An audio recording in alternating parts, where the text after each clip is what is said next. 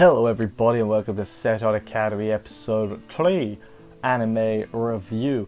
This week we got introduced to the student council president. She reminds me a lot of that girl from To Love Ru. That girl who's Yui. Her name was Yui. Very reminds me of her, but kind of converted to this one.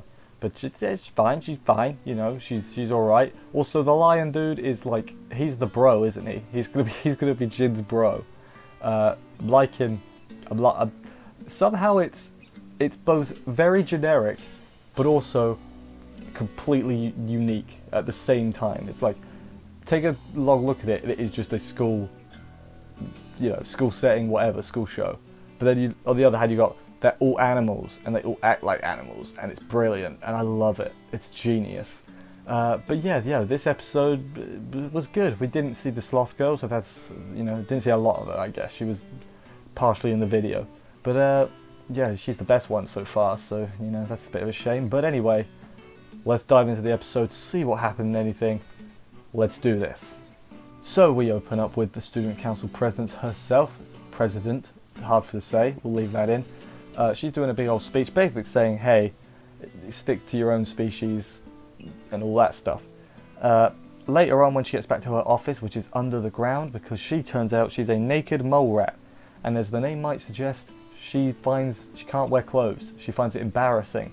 So it's sort of like the opposite of a regular reaction, where when she's put clothes on, she's embarrassed. When she takes it off, she's fine with it, which, it's kind of funny, but they worked into the animal thing, so, I think that's pretty funny the way they did it.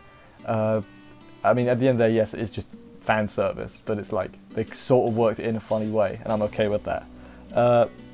After that, then she looks at a video of everyone, and she thinks her deduction from looking at this video of everyone is Jin is setting up a harem. And you know what? From the evidence that has been gathered, I can't exactly blame her conclusion she came to. Like, if she listened to him for more than those seconds, she'd realise, no, actually, that's not what he's doing. But from just the video footage she's gathered, it does seem that way, doesn't it? But yeah, so then they start spying on the cooking club, basically. And while that's going on, some lions, or lionesses, I guess, show up and kidnap both Jin and Ranka.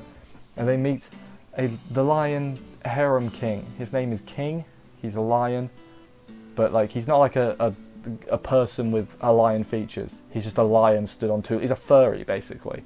And he is, my god, he's incredible. Like, this whole part, he's got a proper harem. It was weird and wild. Definitely wild, because animals. So this lion at first is a bit aggressive, but it turns out he just wants Jin's help because he has got a crush on an impala, which is like a herbivore. I assume it's like a gazelle, sort of. I don't know my animals. But yeah, basically asked Jin, he's like, Jin, you're the expert on interspecies relationships because you and the wolf, and Jin's like, hang on a minute.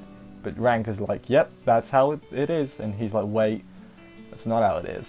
But anyway, he agrees to help anyway, basically because he has to. Matey Boy's feelings started because he was hungry, and then he saw her outside, and because she's a herbivore, and the lions probably ate them in the natural habitat, but he turned into love like that. His attempts to woo her so far have not been successful, because he kept sending the harem after her, and then we learn that this is an important plot point, the mane of a lion is important for the harem, because the mane, if they've got a big mane, that's what makes them stick around, I guess. I love the random, like, animal lessons in the middle of this. It is honestly informative, and it's funny about it too, and I really do like it. But yeah, he tries to tell her that he likes her, but she's scared because that's a lion chasing me and I'm like a gazelle, or a impala, whatever. The next day he starts crying and everything, and Jin's like, oh, damn it, he's serious. I thought he'd give up by now, guess I gotta help. But then before that though, another lion shows up to fight. He's like a gangster lion, he's got a leather jacket and a mohawk, so you know he's a proper gangster. He's got Shiho. Shiho's the name of the impala. He's got her as a hostage, and so then, after some minor threats and everything, King goes Super Saiyan. You with me? He's a Super Saiyan lion. Super lion? Lupa lion. I can't think of a funny pun for that, I'm sorry.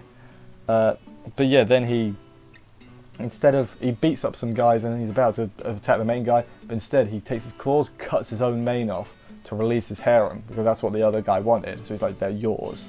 I only need this one. So it's pretty cool. And he asks her out, but she says, I'm not in heat right now. And I'm like, okay, that's, you know, that's where we're at. It's like, let's be friends. I'm like, you're friend zoned hard, my dude. But he's fine with it. And Jin's like, huh, it actually worked out. Animal-human relationships. That's weird. You know, because Jin is not a believer. Let's put it that way. He's a stubborn old goat. Except he's not a goat, he's a person. So obviously they were holding hands at the end, and President blames Jin for this too, because everything's Jin's fault, even though he didn't really have a lot to do with this. He gave a bit of advice, but in the grand scheme of things, didn't do much. Also, while that whole conflict was going on, I forgot to mention, Ranker was basically shouting at Jin to do something. So, you know, and he didn't. So, you know, there's that. I don't know what he would have done. He's a human, and those are lions. He would have got ripped apart. But, yeah, the president sent people to get Jin, and Jin said no, because I am hanging out with Hitomi by myself right now. There's no one else here. She goes to get him then, and because she's got to wear clothes on, she's embarrassed. Everyone sees her with clothes. Then Kurumi's in their way, and the mole rats sacrifice themselves to Kurumi, because she's a cat, you see. So they sacrifice themselves so she can get past, basically. She gets to the cooking room, strips her clothes off immediately, and the other two are like, what? What are you doing? This is my room. Basically accuses him of getting a harem. He says no. The lion says, hey man, I'm here to help you get a harem. And he's like, shut up, Lion King. Get out of my house. Ranker shows up. She saved the other rats from Kurumi, who was just playing around with them anyway, because I don't think you could eat other students and get away with it in this world, regardless of the way things are going. Maybe you could, who knows. And then after that, she kind of gives in. The Prez, whose name I didn't write down, but you know, she's GP Prez. She gives in. It's like, fine, you know. Jin's a bit annoyed though, because she said the very least you got to do is you got to kick all the non-humans out, and Jin was ready to do that. He's like, let's do it. I'm okay to spend just time with her. That's good. Let's do it. No, though, he gave up, and in the end he's like, I have no idea what happened. There is a post-credit scene at the end though, with the Lion King's harem in despair, while the king is just eating with Shiho nicely, and I'm like, this is the best romance of the year, and it's between a lion and like a gazelle, an impala. That's what they were called. That's the end of the episode. I enjoyed it, as I said. I think they did I thought King would end up being like a rival type character. Nah, he's just a bro. He's just a bro, and I like what they're doing. Like the weird, because it's not Animal Kingdom, but it is in a weird way. It's some kind of weird backwards way. It sort of is, and I hope to see more with the King and Shiho slowly progressing, and Jin's just looking on like, what on earth have I caused? I want Jin to look at this and be like, huh, weird. You know, I don't want him to do anything about it, because that's not him. He's not going to look at that and be like, all right, fair enough, I'll go out with the wolf now. He's going to be like, ah, you know, and then he's going to keep going for Hitomi, because that's kind of, he's an asshole. That's good, you know. Yeah, I'm enjoying this show way too much. I feel like I don't know what the general consensus is on this show. I'm having a ruddy good time watching it. It's just so enjoyable. I do like school, I guess, comedies. They are right up my alley, and this is good. This is good for me. I like it. Anyway, I will see you next week for another episode of this. Thank you everybody for watching. Subscribe, like, comment, all those other good stuffs that happen if you do it on the YouTubes. Yes, me wow.